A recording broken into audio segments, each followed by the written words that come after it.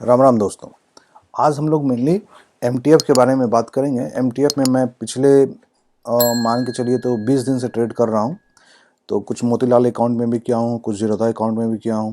पहले तो मोतीलाल अकाउंट में मैं करना शुरू किया, तो उसमें मैं अपना जो भी एक्सपीरियंस 20 दिन का एक्सपीरियंस जो है वो बताऊँगा कि ऐसा नहीं कि ऐसा होगा वैसा होगा, ऐसा नहीं। मैं जो किया हूँ, मैं जो फेस कर रहा हूँ, मैंने जो फेस किया है और अभी भी कर रहा हूँ, जो भी ड्रॉबैक्स है एमटीएफ ट्रेड का, मार्जिन ट्रेडेड फंड ये जो है मिलता है, जो आपको लॉन्ग टर्म के लिए होल्ड करना है, इस फंड को पैसा जो मिलता है एक तरह से लोन के तौर पे, तो उसका कुछ कमियां हैं, बहुत सारी कमियां हैं, लेकिन बहुत सारा मतलब 5-6 कमियां हैं जो कि बहुत हर किसी को पता होना चाहिए अगर कोई एमटीएफ में ट्रेड करना चाह रहा है तो अगर हम पहले बात करें तो अगर पहला सबसे बड़ा कमी है कि आप अपने से लोन अपना फिक्स नहीं कर सकते हैं कोई स्पेसिफिक स्टॉक में।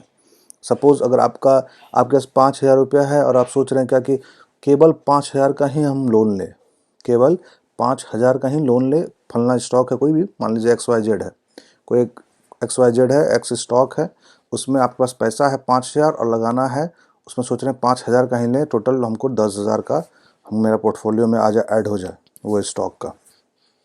5,000 आपके पास है और सोच रहे हैं 5,000 ही लोन है, ऐसा नहीं होगा। इसको कहा जाता है हेयर कट।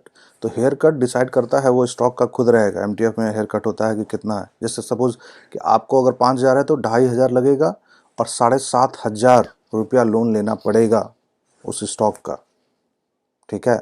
तो इस तरह से वो फिक्स है, सबका अलग अलग हेयर कट होता है, सबका फिक्स होता है। जैसे सपोज कोई अच्छा स्टॉक है, कंपनी है, जैसे डिक्सन कंपनी है, 18,000 रुपये चल रहा है ना। उस तरह से बहुत सारी कंपनी है जो बहुत अच्छी कंपनी है। तो जो 11,000 12,000 जो अच्छी कंपनी जिसका मतलब फंडामेंटल अच्छा है, बहुत सारी अच्छी कंपनी है जिस उसमें हेयर कट कुछ नहीं, मतलब आपको टोटल पैसा देना ही पड़ेगा एक शेयर का।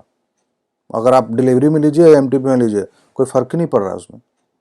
तो सबसे बड़ा बात तो यही है कि अच्छा कंपनी है जहाँ आपको लेने का मन कर रहा है कि हाँ लोन लेके इसमें महीना 2 महीना रुक सकते हैं, तो वहाँ पर आपको हेयर कट नहीं मिल रहा है, मतलब उसमें आपको लोन ही नहीं मिल रहा है। हेयर कट क्या छोड़िए, लोन ही नहीं मिल रहा है आप उसमें खरीद ही नहीं सकते एमटीएफ में, क्योंकि कोई फायदा भी नहीं उसमें लोन लेके, क्या करना है, कुछ बेनिफिट ही नहीं हो रहा है। उससे अच्छा आप डिलीवरी भी लीजिए तो आप होल्ड भी कर सकते हैं लॉन्ग टर्म आप विदाउट इंटरेस्ट। तो ये एक कमी हुआ। दूसरा कमी है कि आपको जितना दिन होल्ड कीजिएगा, 1 दिन 2 दिन 3 दिन, पर डे के हिसाब से आपको इंटरेस्ट लगेगा। जितना आपने स्टॉक, मान लीजिए कोई XYZ खरीदे तो आपने उस पर कितना लोन लिया, जैसे 10,000 20,000, तो उस 20,000 का पर डे के हिसाब से आपको इंटरेस्ट लगेगा। ये मायने नहीं करता है कि बीच में सैटरडे है, संडे है, हॉलीडे है, कोई फर्क नहीं पड़ता, पर डे के हिसाब से इंटरेस्ट लगेगा। दूसरा तीसरा पॉइंट ड्रॉबैक है, आपको जो स्टॉक लिए हैं डिफर करता है ब्रोकर टू ब्रोकर। जैसे जीरोधा का हम बात करते हैं तो जीरोधा में जिससे स्टॉक खरीदिएगा तो आपको 5 बजे मैक्स टू मैक्स 7 बजे तक जाते जाते आपको वो प्लेज कर देना है CDSL पे जाके, जो भी आपका डिपॉजिटरी है उस पर जाके आपको प्लेज कर देना है। नहीं करते हैं तो कल को मार्केट ओपन के साथ ओपन होते जितना आपने खरीदा है वो माइनस में चला जाएगा आपका लेजर में, और आपका जो है स्क्वायर ऑफ कर दिया जाएगा। जो आपका ब्रोकर है आपका जो पोजीशन है स्क्वायर ऑफ कर देगा अगर उसमें पैसा ऐड नहीं करें उतना। तो ये सबसे बड़ा कमी है, सबसे बड़ा कमी।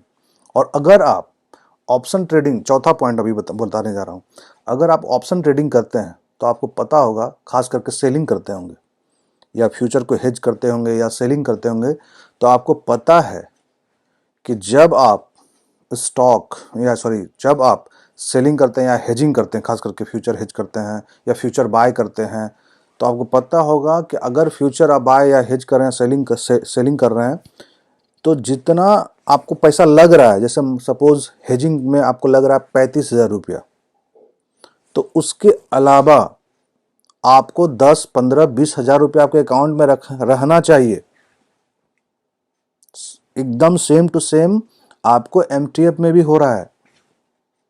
अगर आप कुछ कर्ज ले रहे हैं, सपोज 10,000 रुपया कर्ज, 20,000 रुपया कर्ज ले रहे हैं लोन के तौर पे, फलना स्टॉक में लगाना है, तो वो 10,000 गिर भी तो सकता है, लॉस में भी जा सकता है, 1,000 2,000 3,000 लॉस में जाएगा। तो पर डे आपका वो ब्रोकर है वो आपका लेजर में से माइनस करता हुआ जाएगा। तो सबसे बड़ा मतलब जो लोग एक्सपीरियंस नहीं है फ्यूचर को लेके, सेलिंग को लेके, ऑप्शन को, तो ये अगर डायरेक्ट करेंगे एफटीएफ तो उनको लगेगा कि तो माइनस, रोज माइनस हो रहा है लेजर में से। रोज मान लीजिए मार्केट गिरता चला गया तो 1000, 2000, 3000 मार्केट जो स्टॉक खरीदे 20% गिर गया, मान लीजिए आपका 4000, 5000 माइनस में चला गया, तो आपका जो लेजर है ना, लेजर, उसमें से माइनस हो जाएगा। बाकी बात मार्केट उठेगा तो फिर प्लस में आ जाएगा, उसमें कोई दिक्कत नहीं है, लेकिन फिलहाल जब तक वो नीचे रहेगा तब तक उतना माइनस लेजर में से माइनस डिडक्ट हुआ रहेगा। वो है, मान लीजिए आप ले लिए एकदम अकाउंट को क्या कर दिए, सफा चट कर दिए, और लेजर में कुछ नहीं है, सब अपना जितना था वो भी लगा दिए और कर्ज भी ले लिए।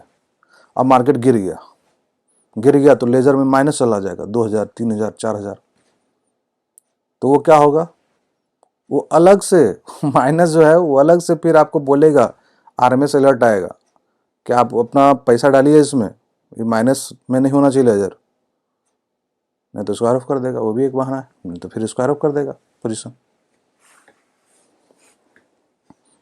अब बताइए क्या करना है आदमी।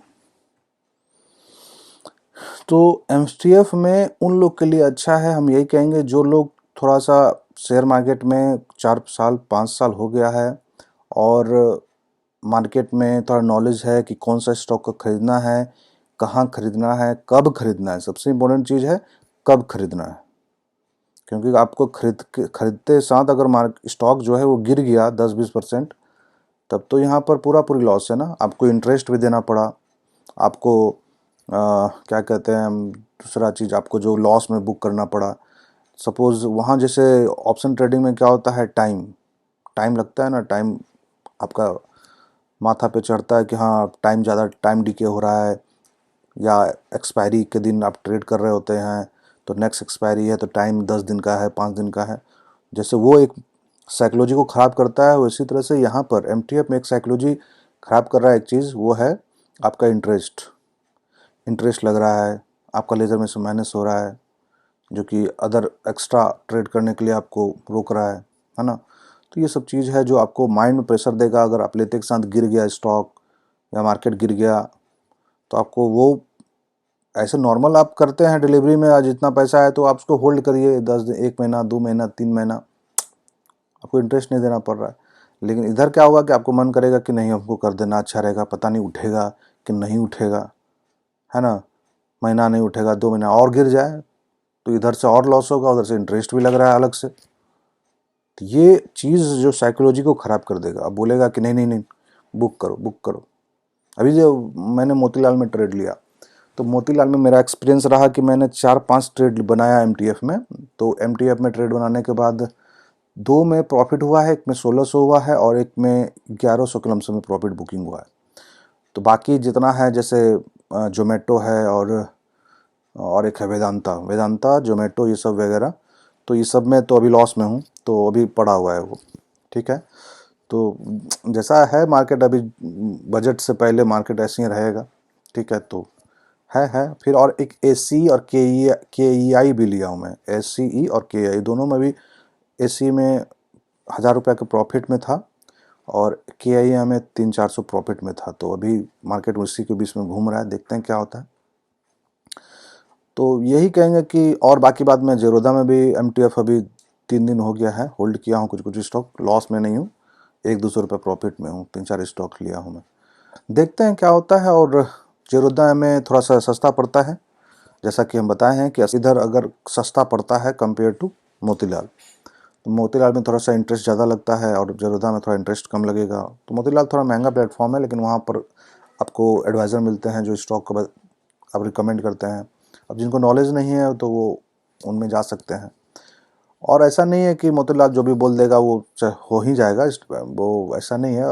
अपने से भी आपको देखने आना चाहिए कोई भी स्टॉक को, कहाँ पर क्या बैठा है, उसका न्यूज़ क्या आया है, तो वो भी देखिए। तो एमटीएफ में हम कुल मिला के यही कहेंगे कि 4 साल 5 साल एक्सपीरियंस है। स्टॉक को सही जगह बाय करना होता है तभी होगा, और सही समय पे बाय करना होगा तभी होगा। बजट आ रहा है, बजट के समय अगर आप बाय करते हैं, अच्छा बजट आया, कुछ अच्छे आया, रिटेलर्स के लिए अच्छे कुछ न्यूज़ आए, एसटीटी को हटाने का बात हो रहा है, अगर वो सब चीज़ हुआ कुछ मार्केट में, तो मार्केट ऊपर जाएगा। तो उस समय स्टॉक जो है, जैसे सीडीएसएल है, बीएसई है, जो स्टॉक मार्केट से लिस्टेड है, वो सब भागेगा ऊपर। तो उस समय आप टारगेट कर सकते हैं। और भी बहुत सारा है, जैसे उसके आगे क्या इलेक्ट्रॉनिक कंपनी है जो, क्योंकि गर्मी आएगा तो गर्मी में इलेक्ट्रॉनिक सामान बिकेंगे तो उस पर टारगेट कीजिए। तो ये सब से करिएगा, थोड़ा सा कॉमन सेंस लगेगा तो पैसा बनेगा। और रिस्क भी ज़्यादा नहीं है कि अगर एमटीएफ में मिल रहा है तो भर भर के पैसा लगा दिए, लाख 2 लाख रुपया, वो भी ठीक नहीं है पर स्टॉक कि हाँ हमको इतना ही लगाना है, ठीक है ना। कोई स्टॉक नहीं होता अपना। अभी एशियन पेंट देखिए कहाँ से कहाँ आगे गिरा हुआ है, HUL देखिए कहाँ से कहाँ आया हुआ है, कोई नहीं है। बजा ये क्या रिलायंस 1600 से 1200 आ गया।